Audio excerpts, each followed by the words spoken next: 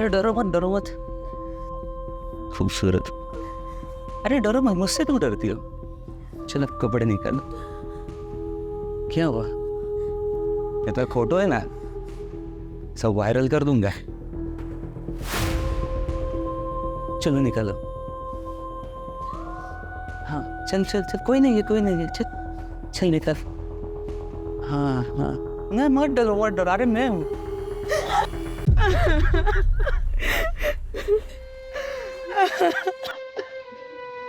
सामान थे तुम्हारे, जान छिड़कता था तुम पे।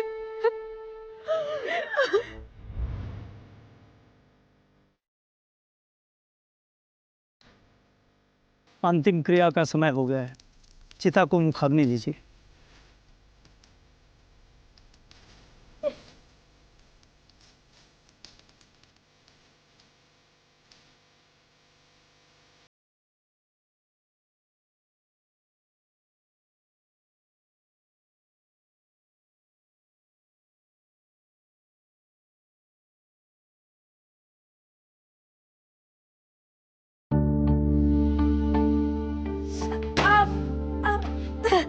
अरे देवा,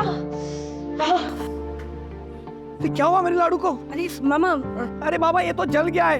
एक गीता ताई नौकरी है। मामा। इधर पानी में हाथ डाल। मामा, क्या करती है रे? तेरा बिल्कुल ध्यान नहीं रहता है रे। अरे क्या तुम दोनों शोर मचा रहे हो? अब क्या हुआ मेरे बच्चे को? आई कुछ नहीं, वो जरा चटका लग गया। तो चटका? कितना बड़ा चटका लगा है? पर तुझे जरूरत क्या थी? मैं बना देती। नादू से पाला है रे तुझे मैंने, तेरे आई नहीं। तेरे को कुछ खरोच भी आती है ना, हमको बड़ा दर्द होता है। तू चल दवाई लगा, चल आजा, चल दवाई लगा। ए गीता ताई, ए स्मिता, अरे लवकर। गीता ताई खुश खबर है। हाँ? अब से हमें इन घर का भाड़ा देने की कोई जरूरत नहीं है। ये घर अब हमारे नाम पे है। ये क्या? हे देवा, रानी, धन्यवाद। अब सब ठीक हो जाएगा ताई, कोई टेंशन नहीं। मामा, ये मालिक के नाम की जगह मेरा नाम क्यों है? तू ही तो इस घर की असली मालकिन है। हम दोनों का तेरे से और है ही कौन? मेरी तो कोई औलाद नहीं है, होती भी तो तेरे जैसे नहीं हो सकती थी बेटा। तू ही मेरे लिए मेरी बेटी है, और मेरा बेटा भी तू है ना?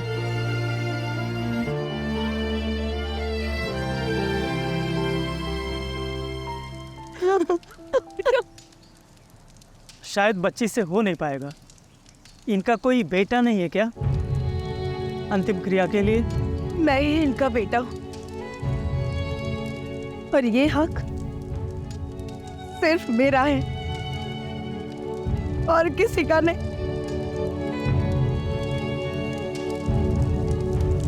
नयनम चिन्वन्ति शस्त्राणि नयनम दहति पावकः न चैनं क्लेदयन्ति आपो विशोषयति मारुतः।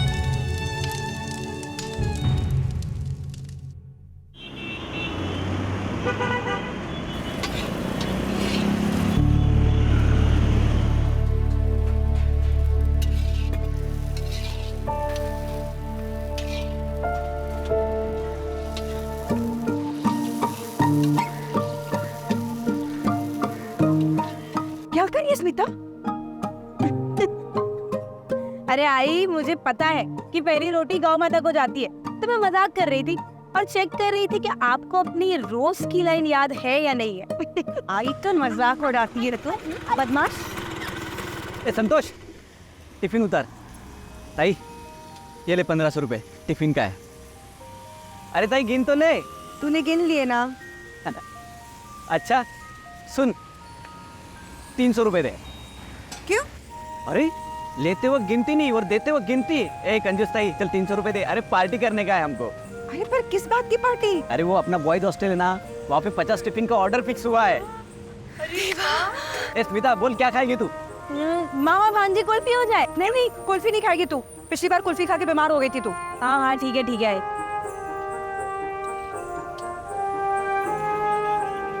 आई नहीं लेते, चल। अरे किधर जा रहे तू? कौन? अच्छा मेरे लिए भी लेते आना।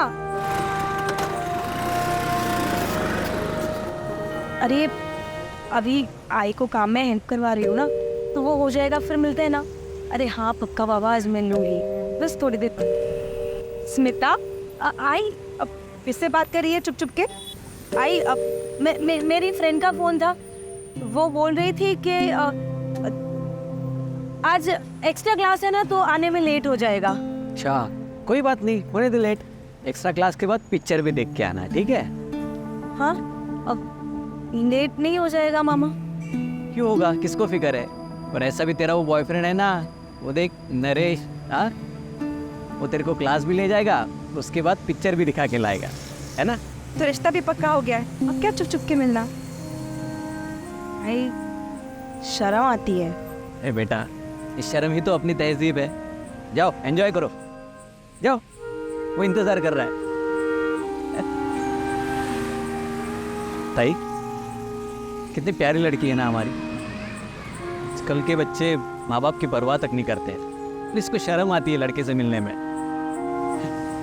वो नरेश भी खूब चांगला मुलगा है, अपन इन दोनों की शादी लगा देते हैं जल्दी।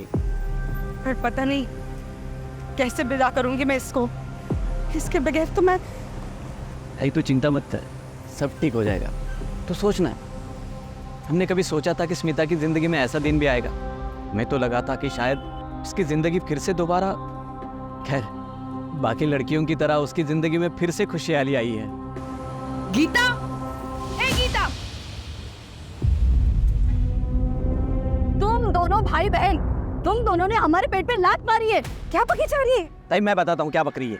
वो जो ऑर्डर हमें मिला है ना, वो पहले इन लोगों को मिला था, लेकिन स्टूडेंट लोगों ने इनके खिलाफ कंप्लेंट किया क्योंकि ये लोग खाने में सोडा मिलाते हैं, इसलिए वो ऑर्डर हमको मिला है। मिला नहीं है, छीन लिया है। सत्यानाश हो तुम्हारा, जुबान संभाल के बात कर वरना एक लाफा दूंगी। एक तो हमारा ऑर्डर चुराती है, ऊपर से साड़ी बन रही है, हाथ उठा के तो देख, ना निकाल यहाँ से। तेरे बाप की जगह है, तेरे बाप पे मत जा तू वरना दिखा दूंगी मैं तुझे। छोड़ना ताई, इन घटिया लोगों के मुंह लगने की कोई जरूरत नहीं है। हाँ, देख लूंगा तुम दोनों बहन भाइयों को मैं। मेरा धंधा छीना ना, बताता हूँ तेरे को मैं। तेरे से जो बने कर लेना। तू देख अभी, चल प्रतीक्षा, चिंता मत कर तुम, ऐसा प्लान है ना मेरे पास। बॉयज़ हॉस्टल तो कैन के भाखड़े पर जो भीड़ लगती है ना, कोई भी नहीं आएगा। देख तू क्या करता हूँ मैं।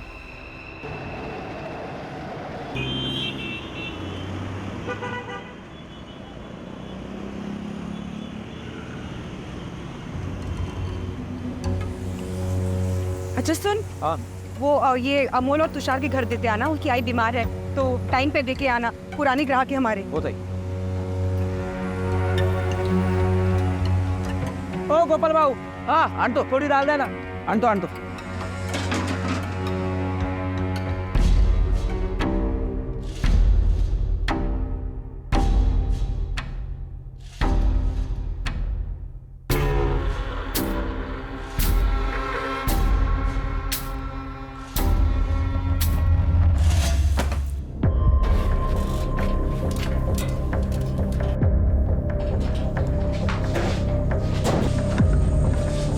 क्या ढूंढ रही है स्मिता, कुछ खो गया है क्या? अरे आई, वो ना मेरी 10th की मार्कशीट, एक जॉब के लिए अप्लाई किया था ना, तो उनको ओरिजिनल चाहिए और वो मिल नहीं रही है। वहीं कहीं रखी होगी, मिल जाएगी। अरे आई, पूरा घर 10 बार छान मारा, मुझे लगता है कि मुझे ना पुणे जाना पड़ेगा और वहाँ स्कूल से ओरिजिनल अप्लाई करना पड़ेगा। कोई नहीं जाएगा पुणे।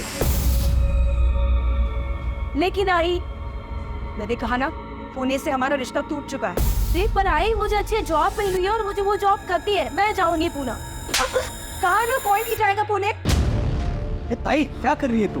बच्ची हो, मैं समझाता हूँ उसे। इसकी जुबान पे दोबारा मैं पुणे का नाम सुना ना तो खैर नहीं है इसकी। नहीं आएगा, तू जा भी यहाँ से। शांत हो जा बेटा, अच्छा बैठ इधर। अब बता क्या प्रॉब्लम है? बाबा, मैंने एक बहुत अच्छी जॉब के लिए अप्लाई किया है, नरेश की कंपनी है, पर उनको ओरिजिनल मार्कशीट चाहिए। अब मामा आप ही सोचो ना कि नरेश की कंपनी है, हम लोग साथ में काम करेंगे, हमारा फ्यूचर, हमारा ग्रोथ साथ में रहेंगे, और ये आई। बेटा मुझे पता है ना, आई पूना का नाम सुन के,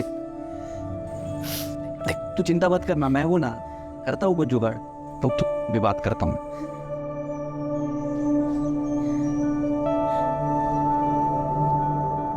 हेलो नरेंद्र भाऊ। अरे गोपाल भाऊ, उठे आए, कितने वर्ष झाले, कैसे हो तुम लोग?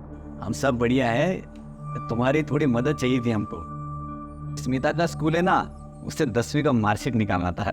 तुम एड्रेस भेजो, समझो काम हो गया।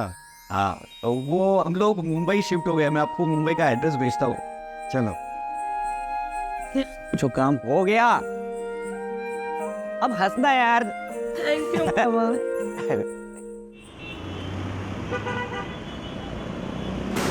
अरे क्या कर रहे हो? ए अमन, समझ खराब हो गया क्या? कोई नहीं रोकेगा हमको। साला तुम लोग इधर जहरीला खाना बेचते हो क्या? या कोई खाना नहीं खाएगा? भाई बहनों को बेवकूफ बना दिया लोग। ये तुम लोगों का दिमाग खराब हो गया क्या? मैं तुम लोगों के हाथ पैर तोड़ डालूंगा, समझ में रखना। सुन तो का पैसे हमें की तबीयत खराब हुई है, फुटबॉल नहीं हुए उन्हें, बंद करो सब, बंद करो। सुन, तेरी वजह से अगर मेरे आई को कुछ हुआ ना, तेरी जान ले लूंगा, समझा? अरे पर और किसी की कंप्लेंट नहीं आई है। कंप्लेंट चाहिए इनको। और अगर मेरे भाई को कुछ भी हुआ ना, मैं तुम दोनों का सर फोड़ दूंगा, समझे? अरे शांत रहे, शांत रहे। ये उनको कोई गलतफहमी हुई होगी, उनकी आई की बात है तो इमोशनल हो गए होंगे। संतोष चल, हाथ बटा, दोबारा खाना बनाना पड़ेगा। वो लोग हम पर झूठा इल्जाम लगा रहे हैं। अरे मैं छोड़ूंगा नहीं इनको। अरे सुन सुन सुन, देख भरोसा रख मुझ पे, मैं सब ठीक कर दूंगी। मैं जाके ना उनकी आई से बात करूंगी, काजी ना करूँ ये ना।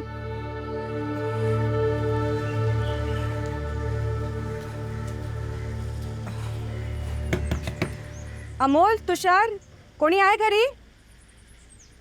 आंटी घर पे कोई नहीं है। अमोल अंकल की आई बहुत बीमार हो गई थी, उनको हॉस्पिटल लेके गए।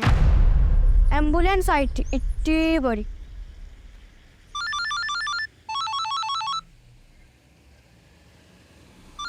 हेलो, हाँ नरेंद्र बाबू।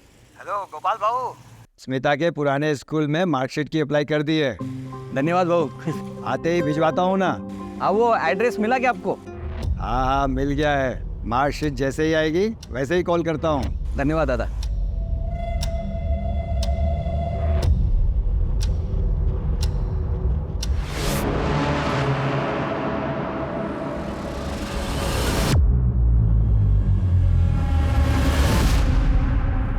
बस बस, wait wait wait wait. Surprise. अरे वाह, थैंक यू। थैंक यू आई। किससे बात कर रही है? अरे वो गोपाल को उसका फोन बंद लग रहा, तो लगा ना phone. The number you are trying to call is currently switched off. Please try again later. बंद आ रहा है। कहाँ गया होगा मामा?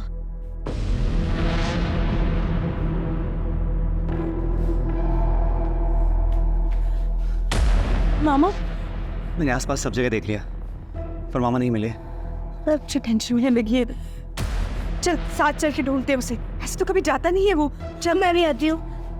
पर तेरा बर्थडे, वो सब जाने दो, मामा को ढूंढते हैं। हाँ चल चल।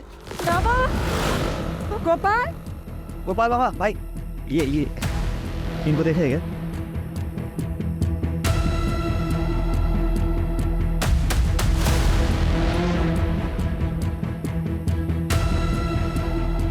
इसको देखा है क्या आपने? नहीं।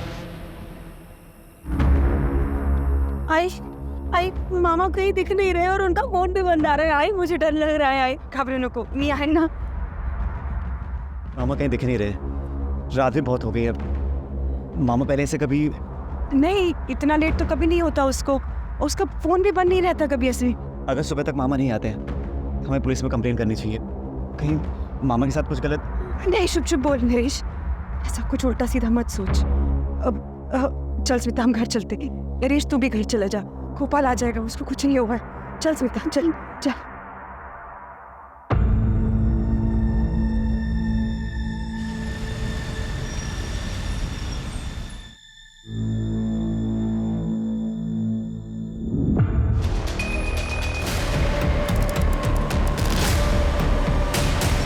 आइए सर इस तरफ। बॉडी को सबसे पहले तुमने देखा था? जी सर, और देखते मैंने आपको कॉल किया सर। पक्का? हाँ सर पक्का। इधर रुकना, जाना नहीं कहीं। जी सर। इसका कत्ल कल रात को ही हो चुका है, खून अभी पूरी तरह से जमा नहीं। पर जिस किसी ने मारा है बहुत बेरहमी से मारा है। इसे किसी ने आइडेंटिफाई किया? जी नहीं, हम तो यहाँ से हैं नहीं सर, और यहाँ का कोई लोकल आदमी भी नहीं है। अरे कोई तो लोकल कोऑर्डिनेटर होगा जिसने शूट अरेंज किया है। हाँ है ना सर, वो कहाँ है? वो बाहर। सावन, सर आसपास का एरिया अच्छे से सर्च कराओ, देखो कोई आइडेंटिफिकेशन मिलती है क्या इसकी। फॉरेंसिक टीम को भी इन्फॉर्म करो। Right sir. बॉडी का पंचनामा कराओ और पोस्टमार्टम के लिए भेजो। सर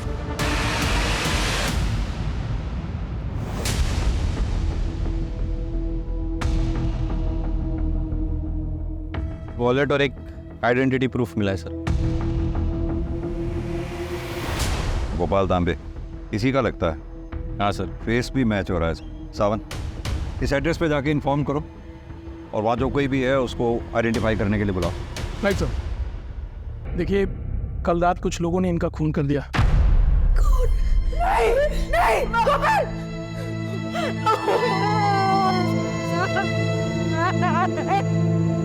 अरे ये सब क्या हो गया?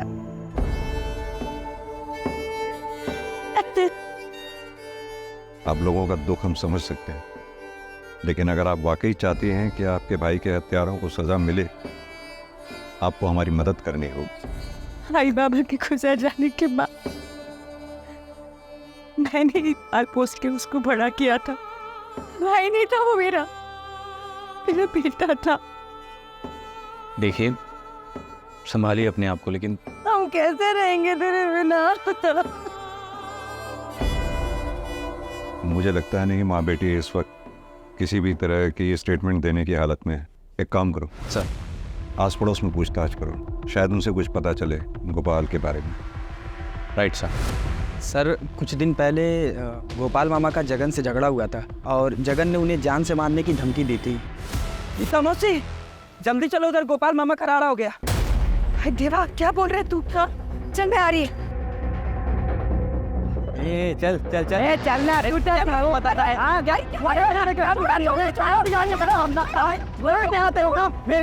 बीवी के साथ आता तो मैंने तेरी बीवी का बस ख्याल रखा है। ये पता है ना, ये सब 3 साल पहले तो तू अपनी बीवी को छोड़ के भाग गया था, तब गोपाल ने संभाला उसे, वरना भूखी मर जाती तेरी बीवी।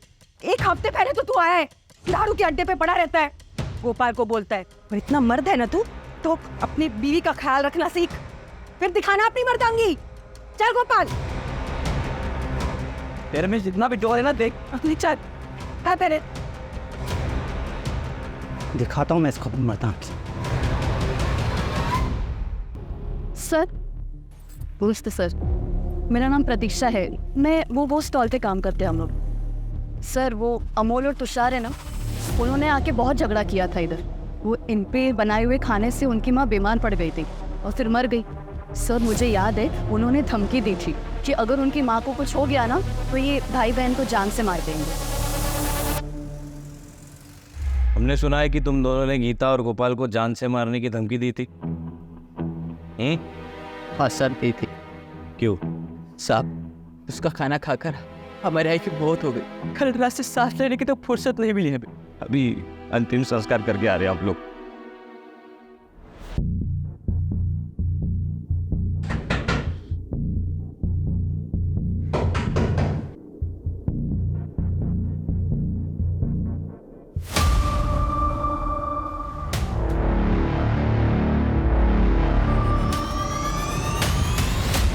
आप ठीक तो हैं?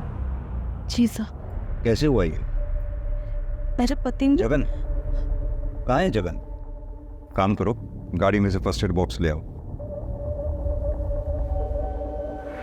सर, उसे पहले से गोपाल और मेरे रिश्ते पर शक था। जैसे ही आज उसे पता चला कि गोपाल की लाश मिली है, उसने अपना सामान बांधा और निकलने लगा। सर, मैंने उसे रोकने की भी बहुत कोशिश की। मैंने उसे ये भी कहा कि मुझे उस पर शक है कि उसने गोपाल की हत्या की, लेकिन उसने मुझे बहुत मारा सर, और भाग गया। तुम्हें ऐसा क्यों लगता है कि जगन ने ही गोपाल को मारा होगा? क्योंकि वो गोपाल से बहुत चलता था सर।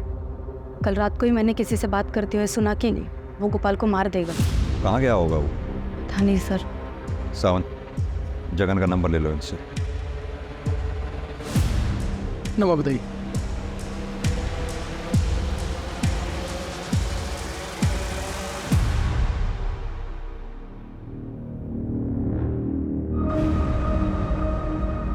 हाँ सर, मैं जल्दी रिपोर्ट करता हूँ आपको। सर, ऑलराइट सर, जय हिंद। हाँ, वो कुछ बताना चाहते हैं। बताइए। नमस्कार। कल रात की बात है,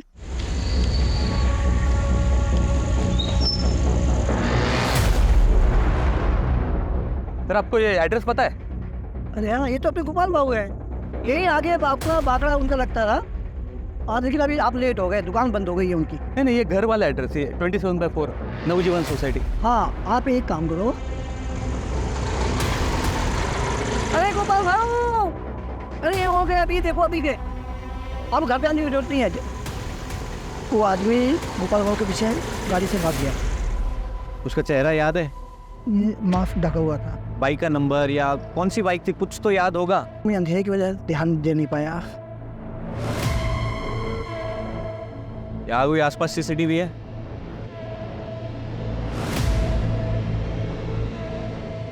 सीसीटीवी फुटेज मांगवा। यस ठीक है। सर, त्रिवेदी का पति जगन, उसकी कोई खबर नहीं मिल रही है। वो ज़रूर अंडरग्राउंड हो गया है सर, क्योंकि उसने अपना मोबाइल स्विच ऑफ कर रखा है। एक काम करो, उसके फाइनेंशियल ट्रांजैक्शन पे नज़र रखो। अचानक घर छोड़कर गया है, पैसे की ज़रूरत पड़ेगी, बैंक की मदद लो। उसके दोस्तों, रिश्तेदारों, सब पे नज़र रखो। सर, ये गोपाल को कोई मास्क मैन ढूंढ रहा था सर। जिस दिन मर्डर हुआ उसी दिन हमने वहाँ के एरिया के पान वाले से बात की है और उसने ये बताया कि उसने किसी मास्क वाले को देखा था। और फिर हमने सीसीटीवी फुटेज चेक किया और उसके बाद पता चला उसके बाइक का नंबर सर। और पुणे पुलिस से भी क्रॉस चेक किया था, उन्होंने कहा था कि 1 रात पहले वो बाइक चोरी हुई थी। यानी कि गोपाल के मर्डर का कनेक्शन पुणे से है। Absolutely sir. सर, एक और इंटरेस्टिंग बात पता चली है कि ये गोपाल को किसी नरेंद्र नाम से 2 बार फ़ोन आया था, एक मर्डर के कई दिन पहले और एक ठीक मर्डर के दिन। हमने कोशिश की नरेंद्र को कांटेक्ट करने की, लेकिन उसका फ़ोन स्विच ऑफ आ रहा है सर। तो फिर देर किस बात की है? पुणे पुलिस से कांटेक्ट करो, उनकी मदद लो। सर, एक और फैक्ट है, ठीक मर्डर के रात गोपाल को तुषार का फ़ोन आया था सर। ये वही तुषार है जिसने गोपाल को जान से मारने की धमकी दी थी। सावंत, एक काम करो, तुम तुषार और उसके भाई दोनों को थाने उठा के ले आओ। और गायकवाड़ सर, तुम पुणे जाओ, नरेंद्र के बारे में पता करो। मुझे पूरा यकीन है इन दोनों से पूछताछ के बाद कोई ना कोई क्लू हमारे हाथ जरूर लगेगा। सर, मुझे सिर्फ इतना बता दो, तूने गोपाल को फ़ोन क्यों किया था? हमने कोई फ़ोन नहीं किया था सर। मैं और मेरा भाई की तबीयत खराब होने की वजह से बहुत डर गए थे और तभी अपरा तपरे में मोबाइल खो गया था सर। हाँ, अब ये सच बोल रहा है सर। उस रात को मेरे ही फ़ोन से सारे फ़ोन किए थे।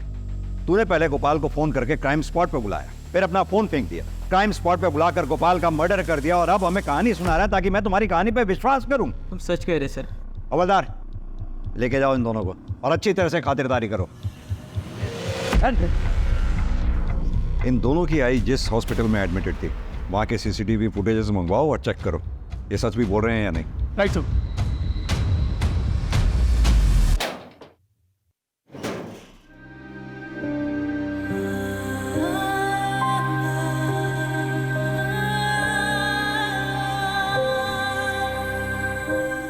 स्मिता, तेरे लिए एक सरप्राइज है। सरप्राइज? पहले अपनी आंखें बंद कर। ओके। ये देख, तेरे शादी की साड़ी। हाँ मामा, मस्त स्पेशल डिजाइन है। खूब साथ। वाह, मस्त साड़ी है भाऊ, एकदम राजकुमारी दिसेल माझी मुलगी। हाँ मैं पहन के दिखाऊं? हाँ, अभी जा।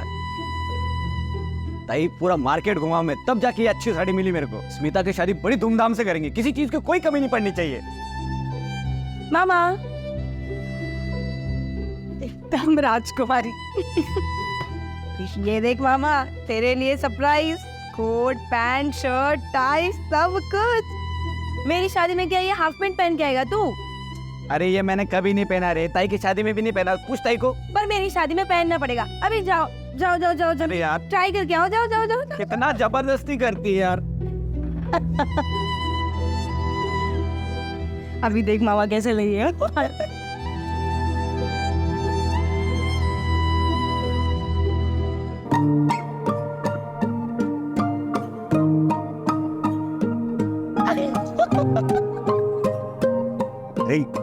गर्मी लगती रे मेरे को, ये सब जमता नहीं है। अरे मामा, अच्छा है, बढ़िया है, जो भी है। कितने सबके संजोए थे तेरे मामा ने तेरे शादी के।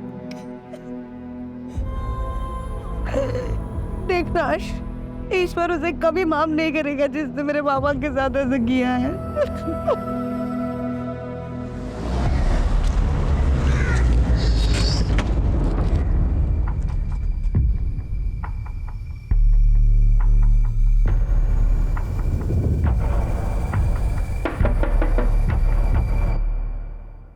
नरेंद्र,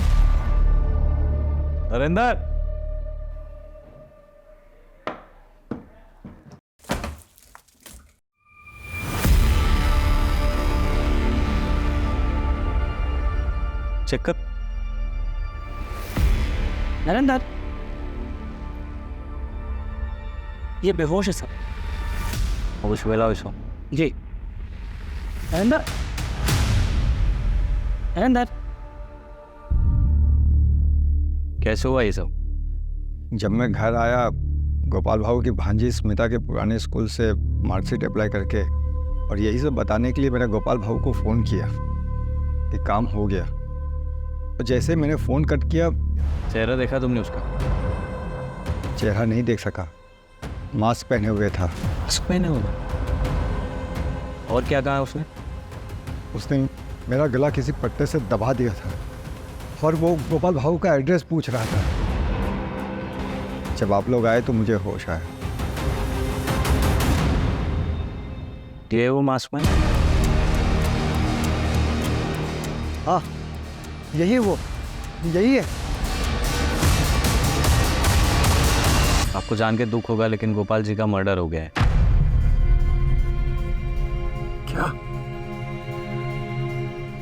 यही है, इसी ने गोपाल भाऊ को मारा है। मुझे विश्वास है यही है, जिसने एड्रेस मांगा था। गायकवाड़, ये गोपाल के मर्डर का कनेक्शन पुणे से है, ये मैं पहले ही कह रहा था। अब ये पता करो कि वो मास्क मैन नरेंद्र के घर पहुंचा तो पहुंचा कैसे? हाँ सर। हाँ साबर। सर, इसका नाम संतोष है। ये गीता और गोपाल के भागने पर हेल्पर का काम करता है सर। ये कुछ बताना चाह रहा है। क्या बताना चाहते हो? सर, वो गीता मौसी और गोपाल मामा के भाकरे के पास एक खाने का भाकरा और है।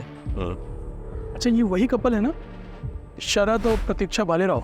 जी सर, पहले इनके पास बॉयज़ हॉस्टल में खाना पहुंचाने का कॉन्ट्रैक्ट था, लेकिन वो जो गीता मौसी और गोपाल मामा को मिल गया था। इस बात पे प्रतीक्षा मौसी और गीता मौसी का झगड़ा भी हुआ था सर। जब से लेके वो शरद जो है वो गोपाल मामा के पीछे रहता था। एनीवेज, इन्फॉर्मेशन के लिए शुक्रिया, थैंक यू। सामंत, एक काम करो, ये शरद भालेराव को थाने लेके आओ, अच्छी तरह से खातिरदारी करते हैं, देखते क्या बोलता। सर। बोलो रमेश। सर, ये देखिए, नरेंद्र के घर के पास का सीसीटीवी फुटेज आ गया है। ये सर, ये वो मास्क मैन है। एक मिनट, बैठ जाना थोड़ा। हाँ, एक सेकेंड, जूम करो उसको। ये ऑटो का नंबर, इसकी जांच पड़ताल करो और उसको लेके आओ, ठीक है? जी सर। मेरा बाकड़ा और घर उसी एरिया में है और गोपाल से मेरा कंपटीशन भी रहता था। बाकी इसको लेकर अगर थोड़ा बहुत झगड़ा हो भी गया तो इसका मतलब ये नहीं कि मैंने उसको मारा है। अगर एक भी सबूत तेरे खिलाफ मेरे हाथ लग गया ना, तो ये शरीर पे जितनी भी चमड़ी दिख रही है सारी उतार लूंगा। फिलहाल तुझे छोड़ रहा हूं, हमें बिना बताए शहर छोड़कर जाइयो मत। हवलदार। Yes sir. लेके जाओ उसे। ये मास्क पहने हुए आदमी को तुमने कल्याणी नगर ड्रॉप किया था, राइट? हाँ सर। उठाया कहाँ से था? सर, विवान नगर हाईवे से ये बैठा था मेरे साथ। हाईवे से मतलब उसके घर का पता लगाना मुश्किल है। शक्ल याद है? सर, उसने पूरे टाइम तो मास्क पहन के रखा था, लेकिन एक जगह ऑटो खराब हो गया था तो वहाँ पर इसने मास्क निकाल के सिगरेट पिया था, तो थोड़ा चेहरा याद है। स्केच आर्टिस्ट ने बोलवा, जैसा देखा था एग्जैक्ट वैसा हुलिया बताना, ठीक है? सर, कोशिश करूँगा मैं। गीता जी, आप पुणे के रहने वाले किसी नरेंद्र नाम के आदमी को जानती हैं? आपके भाई गोपाल की 2 बार बात हुई थी उससे। जी, वो मेरे लिए ही हुई थी, मेरी मार्कशीट के लिए। ये बात तुमने मुझे क्यों नहीं बताई? आई वो घटना वाले दिन नरेंद्र पर भी हमला हुआ और उसी आदमी ने नरेंद्र से आप लोगों के घर का ज़बरदस्ती एड्रेस भी लिया। वो आदमी आप लोगों के घर के पास आया भी, सामने पान वाले से पूछा उसने, लेकिन तभी आपका भाई गोपाल घर से निकलता हुआ उसको नज़र आया, जो कि उस आदमी को पान वाले ने दिखाया। और उसके बाद गोपाल के साथ जो कुछ भी हुआ वो आप लोग जानते ही। पर कौन था ये मास्क मैन? हमने पुणे जाके तफ्तीश की है और उसके इंफॉर्मेशन बेस्ड ये स्केच बनवाया है। प्रवीण,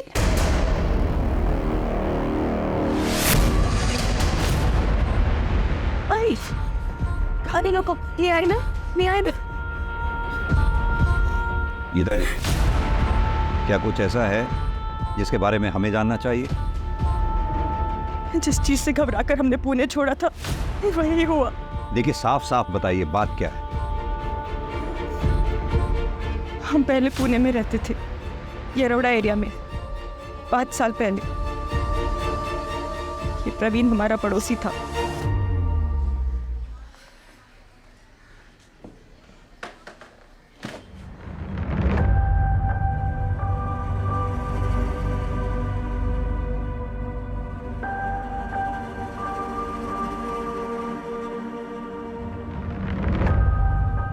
क्या हुआ बेटा? कुछ हुआ है क्या? बेटा बोल ना, माँ हूं मैं तेरी। मुझसे नहीं बोलेगी तो किससे बोलेगी? बोल ना बेटा।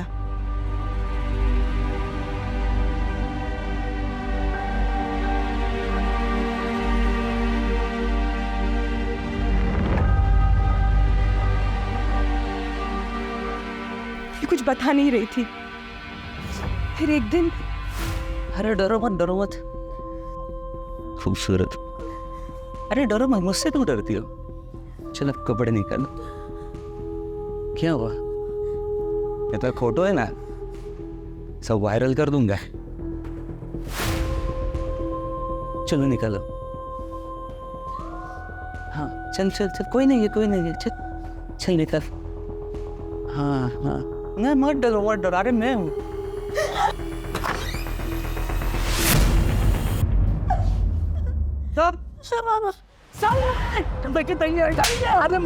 हमने तुझे हमारा पड़ोसी समझा, तूने हमारी खबर बेटी के साथ मुझे छोड़ूंगा नहीं, नहीं। मत मार उसे मार के अपने हाथ गंदे मत कर गोपाल। इसने अपनी स्मिता के साथ, मैं इसके छोड़ दी। तुझे मेरी कसम है, तुझे स्मिता की कसम है। हम ना इसकी शिकायत पुलिस में करेंगे।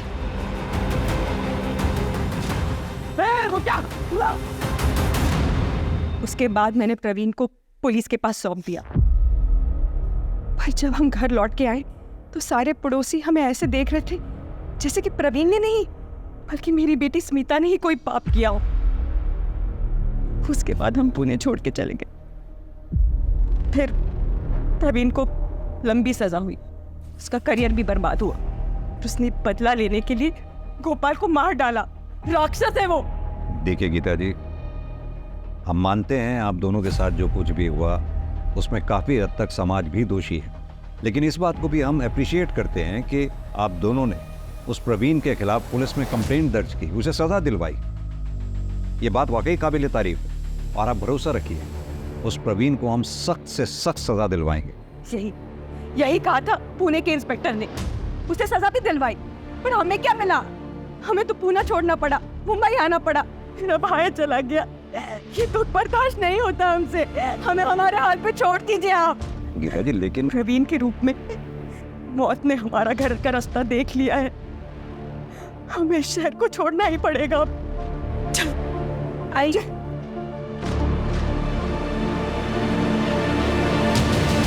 सर बहुत बुरा हुआ गीता और उनकी बेटी के साथ।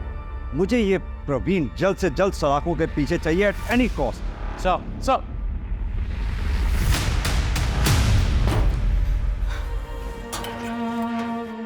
हम फिर से भाग रहे हैं। आई तेरे मामा को तो खो दिया मैंने, अब और कोई गलती नहीं करनी चाहती। और मामा को इंसाफ मिले ना मिले उससे तुझे कोई परवाह नहीं है। मुझे तेरी परवाह ज्यादा है। गोपाल तो अब वापस नहीं आने वाला। आई पर ये जो तिनका तिनका जोड़ जोड़ के तुम लोगों ने घर बसाया उसका क्या? मामा नहीं रहा, पर वो अब भी यहाँ बसता है, उसकी यादें हैं यहाँ। आई तुझे मेरी फिक्र है ना? आई मैं तुझे विश्वास दिलाती हूँ, मुझे कुछ नहीं होगा। सर उस जगन को लेके आए, बुलंद में अपने चाचा के यहाँ छुपा हुआ था वो। चल हो जा शुरू। साहब मेरी पत्नी है ना वो त्रिवेणी, सब बहुत चालू हो रहे थे साहब। वो साहब पहले वो गोपाल को अपने प्रेम में फंसाया, उसके बाद मुझे जेल भेजना चाहते हैं साहब। वो गोपाल की हत्या से मेरा कोई सरोकार नहीं है साहब। तो फिर भागा क्यों? मैं डर गया था साहब, वो मेरी पत्नी ने खुद को मार मार के घायल कर लिया। मुझे बोलती है कि पुलिस को बुला के गई कि मैंने उसको मारा, और फिर कहेगी कि गोपाल की हत्या भी मैंने की साहब। सच में डर गया था साहब, मैंने कुछ नहीं किया साहब। सर गीता जी आई। सर मेरी बेटी स्मिता कुछ पता नहीं चल रहा सर, वो सवेरे से गायब है, उसका फोन भी बंद है। ये भी तो हो सकता है कहीं किसी सहेली के यहाँ गई हो स्मिता, या फिर अपने मंगेतर नरेश के यहाँ। सब जगह पूछ लिया मैंने, नरेश तो काम से बाहर गया हुआ है, उसका भी फोन नहीं लग रहा, उसके घर पे ताला लगा हुआ है। आप फिक्र मत कीजिए, हम पूरी कोशिश करते हैं स्मिता को ढूंढने की।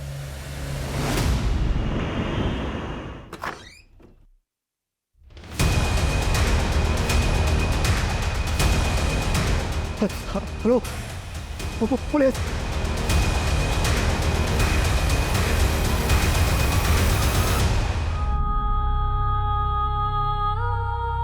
हटिए स्मिता।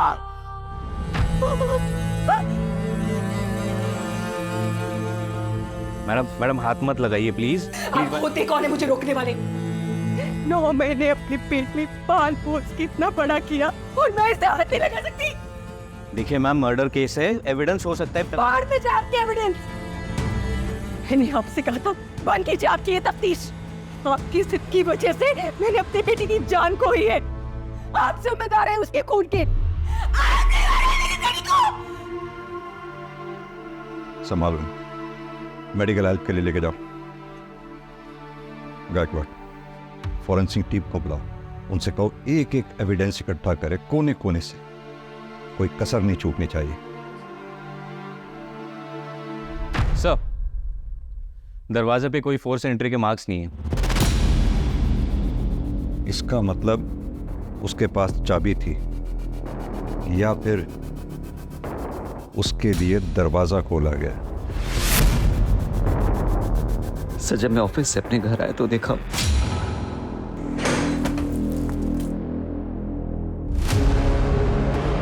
पूरा दिन कहाँ थे तुम? ऑफिस के काम से पनवेल गया था। पूरा दिन फोन क्यों बंद था तुम्हारा? सर आप मुझ पे शक कर रहे? सर मैं स्मिता से प्यार करता हूँ और आपको लगता है कि मैंने उसे। No melodrama please. घर की चाबी किसके पास रहती है? सर एक मेरे पास और एक स्मिता के पास। और किसी के पास? प्लीज। तुम पे शक ना करने की कोई वजह नहीं छोड़ रहे हो मेरे पास, तुम मेरे रडार पे हो। सर अभी प्रवीण का फोन नरेश के घर के पास वाले एरिया में, यानी कि गोरेगांव वेस्ट में एक्टिव हुआ है। उसकी एग्जैक्ट लोकेशन पता करो। आओ मेरे साथ। सर चलो। मैंने कुछ किया था और आप सच लेके मैं पढ़ने के घर से पुणे से मुंबई आया था। उसने गोपाल का पीछा भी किया, लेकिन उसने पहुंचने से पहले सब चला गया था साहब। स्मिता पर नजर रखने के लिए मैं यहाँ रहने को आया था, उसका मैंने पीछा भी किया साहब, लेकिन वो मेरे हाथों से बच गए। मारते रहो इसे तब तक जब तक सच ना बोले। मैंने कैसे था? इस केस में हमारे पास इतने सारे सस्पेक्ट्स हैं, लेकिन एक के भी खिलाफ हमारे पास कोई स्ट्रॉन्ग एविडेंस नहीं है। कुछ तो हमसे छूट रहा है। इस केस से रिलेटेड जितने भी सस्पेक्ट्स हैं, सबके banking transaction, call detail records, locations recheck करो, देखिए क्या मिलता है।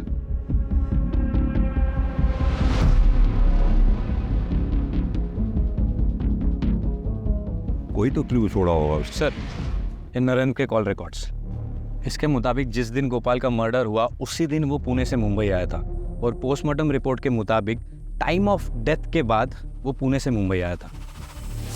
लेकिन जब नरेंद्र के घर में पूछताछ करने गए तो उसने कहा कि बेहोशी के इंजेक्शन के कारण वो दिन भर घर में पड़ा हुआ था सर। इनफैक्ट जब हम उसको मिलने गए थे तो वो बेहोशी की हालत में ही था। तेरे कॉल डिटेल रिकॉर्ड्स हैं हमारे पास। तेरे मोबाइल की लोकेशन जहाँ गोपाल का मर्डर हुआ वहाँ की थी, और यही नहीं, नरेश के घर पे भी तेरा मोबाइल एक्टिव था जहाँ स्मिता का मर्डर हुआ। क्या कर रहा था? क्यों किया ये सब? पैसों के लालच में। और कौन करवा रहा था ये सब?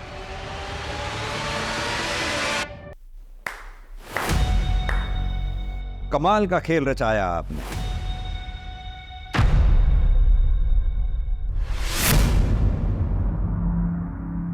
गीता जी, अब तो आपकी समझ में आ ही गया होगा कि आपका पर्दाफाश हो चुका है। अब आप सच सच बताइए, इससे पहले कि जो आपके प्रति मेरी सहानुभूति थी वो नफरत में बदल जाए या मेरे सब्र का बांध टूट जाए, सच सच बता दीजिए। मैं नहीं चाहती थी कि स्मिता और नरेश की शादी हो, क्योंकि नरेश हमारी जात का नहीं है, ना ही हमारी बराबरी का है। लेकिन स्मिता नरेश से बहुत प्यार करती थी और गोपाल भी उसको सपोर्ट कर रहा था। मैं किसी तरह इस शादी को रोकना चाहती थी। स्मिता को तो मैं फिर भी पटा लेती, लेकिन गोपाल वो रास्ते में आ रहा था। फिर उस दिन मैंने गोपाल और नरेंद्र की बातें सुन ली। अरे स्मिता का स्कूल है ना, उससे 10वीं का मार्कशीट निकालना था। नरेंद्र मेरा पुराना दोस्त है। मैंने उससे बात की। प्लान को मजबूत करने के लिए अमोल और तुषार की माँ, जो हमेशा बीमारी रहती है, उसके खाने में कुछ सड़ा मिला दिया। उससे उसको फूड पॉइजनिंग हो गई और वो चल बसी। उसका इल्जाम उन्होंने हम पे लगाया। तुम लोग इधर जहरीला खाना बेचते हो क्या? या कोई खाना नहीं खिलेगा? तेरी वजह से अगर मेरे आई को कुछ हुआ ना, तेरी जान ले लूंगा, समझा? फिर उसके बाद हमदर्दी देने मैं उनके घर गई।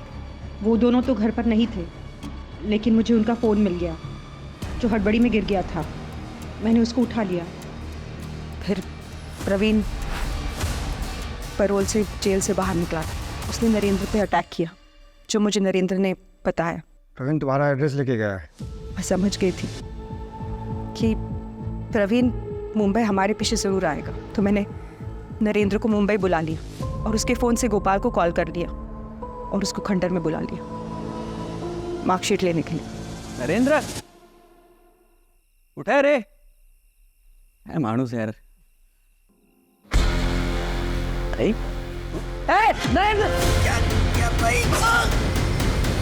गोपाल के मौत के बाद स्मिता की शादी टल गई। लेकिन स्मिता का कत्ल, वो तो तुम्हारी बेटी थी। बदनसीब थी बेचारी। नरेंद्र मेरे पास पैसे लेने आया था, तब उसने हम दोनों को साथ देख लिया, हमारी बातें भी सुन ली। भाई, तूने मामा को मारा। और उसने हाय तौबा मचा दी कि वो पुलिस के पास शिकायत कर देगी। मेरे पास कोई चारा नहीं था। फिर मैंने सोचा कि सारी फसाद की जड़ तो नरेश है, उसे क्यों बख्श दें। हमें विश्वास था कि ये सारा शक प्रवीण पे जाएगा, और वैसे ही हुआ। अगर गोपाल और स्मिता दोनों जिद नहीं करते ना, तो आज वो जिंदा होते। जिद उनकी नहीं, जिद तुम्हारी थी। तुम्हारी जिद ने तुम्हारे ही परिवार को खत्म करवा दिया। सच बताऊं, तुम्हें जितनी सजा मिले उतनी कम है।